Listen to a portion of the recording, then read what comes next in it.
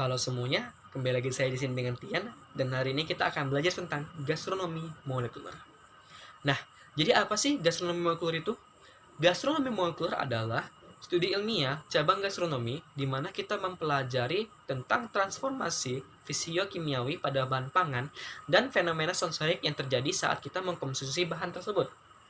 Nah, mungkin bagi kalian, gastronomi molekuler itu masih terdengar sangat asing ya. Nah, mengapa sangat asing? Gastronomi molekuler itu bukanlah hal yang baru ya. Itu sudah ada sangat lama, jauh sebelum tahun 2000-an. Tetapi, yang membuat dia sangat asing di telinga kita atau jarang didengar orang adalah, pertama, dia sangat tidak terjangkau. Karena penggunaan dalam gastronomi molekuler itu akan sangat memakan banyak biaya. Kedua, gastronomi molekuler ada pengaplikasian sangat susah. Nah, mungkin kalian masih bingung ya, apa sih gastronomi molekuler itu sebenarnya? Simpelnya itu adalah kita memasak menggunakan ilmu fisika, ilmu kimia, teknologi, digabung menjadi satu semuanya. Nah, mungkin kalian bingung kan?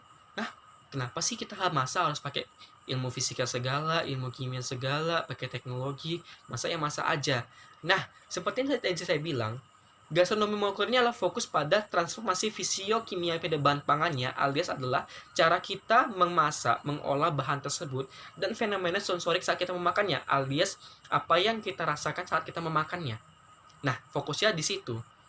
Nah, mungkin pertama mau saya jelaskan manfaatnya apa sih? Apa sih yang membedakan gastronomi molekuler sama masakan biasa lainnya? Nah, untuk saat ini sebenarnya manfaatnya tidak ada, bukan tidak ada, tetapi lebih tepatnya kayak tidak terlalu menonjolkan manfaatnya, karena gastronomi molekuler adalah simpelnya juga makanan. Nah, tetapi mengapa orang mempelajari gastronomi molekuler? Karena mereka ingin merasakan fenomena sensorik tadi yang saya bilang. Nah, itu dia. Itu yang membuat gastronomi molekuler sangat unik. Nah, contoh-contohnya mungkin yang sudah booming sekarang ya, itu mungkin ada es krim yang dimasukin cairan tiba-tiba langsung beku gitu kan. Nah, itulah salah satu contoh yang booming sekarang. Terus atau enggak ada telur ikan, tapi sebenarnya dia isi bukan ikan, tapi bisa saus tomat. Nah, itulah adalah gastronomi molekuler. Nah, jadi singkatnya, gastronomi molekuler itu adalah kita memasak menggunakan ilmu-ilmu sains yang sudah ada, diolah dengan cara yang unik, dan memiliki rasa-rasa atau tekstur juga yang unik. Nah, untuk dapat lebih memahami atau mendapatkan gambaran lebih jelas tentang gastronomi molekuler ini, mari kita langsung saja melihat teknik cara memasaknya sekaligus dengan contoh-contohnya. Yang pertama adalah spherification, di mana kita menggunakan makanan yang berbentuk liquid seperti jus, susu, atau puree menjadi bola-bola yang dilapis dengan gel tipis. Nah, spherification itu ada dua jenis, ada direct spherification dan ada juga reverse spherification. Untuk direct spherification, itu umumnya menggunakan bahan-bahan yang tidak mengandung kalsium, seperti jus. Nah, bahan tersebut kita campurkan dengan bahan kimia yang bernama sodium alginate. Baru kita ambil semangkuk air yang kita isi dengan namanya kalsium lactate. Nah, reaksi dari sodium alginate dengan kalsium lactate ini akan menjadi gel-gel pelindung untuk menahan jus itu atau makanan tersebut menjadi sebuah bola yang utuh yang dilapisi dengan gel-gel tadi saya bilang. Nah, ada juga namanya reverse verification. Reverse verification adalah sebaliknya, kita menggunakan makanan yang ada kalsiumnya dan bahan senyawa kimianya juga ditukar. Untuk bahan makanan dicampur dengan kalsium lactate dan airnya dicampur dengan sodium alginate sehingga pembentukan kulitnya dari luar. Karena sodium alginate itulah yang membentuk kulit gel tersebut. Nah, yang kedua adalah emulsifikasi. Emulsifikasi adalah penggabungan dua bahan yang umumnya tidak dapat bersatu, seperti air dan minyak. Nah, cara kerjanya adalah liquid yang lebih kental, dalam kasus ini kita ambil contohnya minyak, dicampurkan dengan pengemulsify atau pengstabil. Pengstabil ini bisa kita temukan di kuning telur atau di soy listerin. Kita masukkan ke dalam minyak sehingga molekul-molekul di minyak itu lebih stabil dan lebih dapat menahan bentuknya. Nah, setelah sudah stabil, kita campurkan air dan minyak ini, baru kita kocok.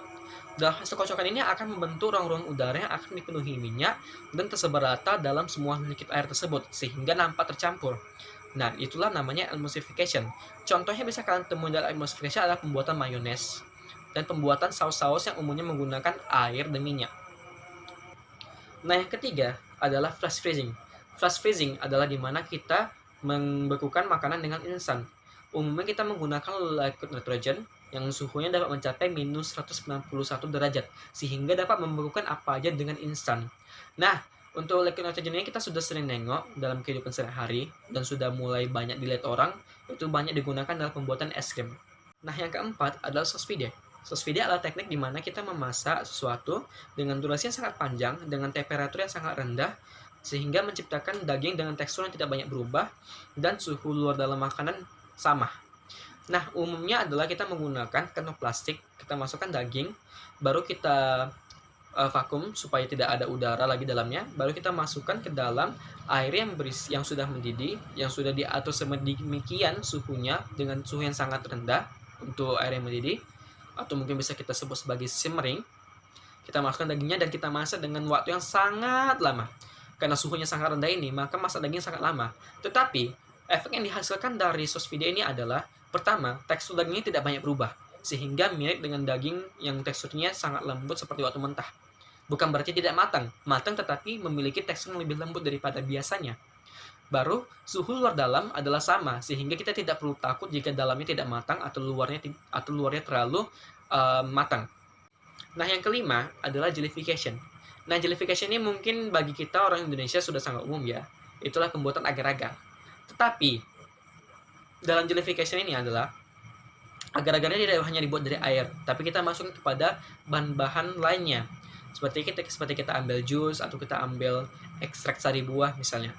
Nah, kita campurkan agar-agar tersebut dengan ekstrak sari buah atau jus tersebut, baru kita masukkan dalam tabung-tabung kecil, sehingga pada saat dicetak, dia bentuknya seperti mie. Itu namanya jellification. Yang keenam, sekaligus yang terakhir adalah transglutaminase.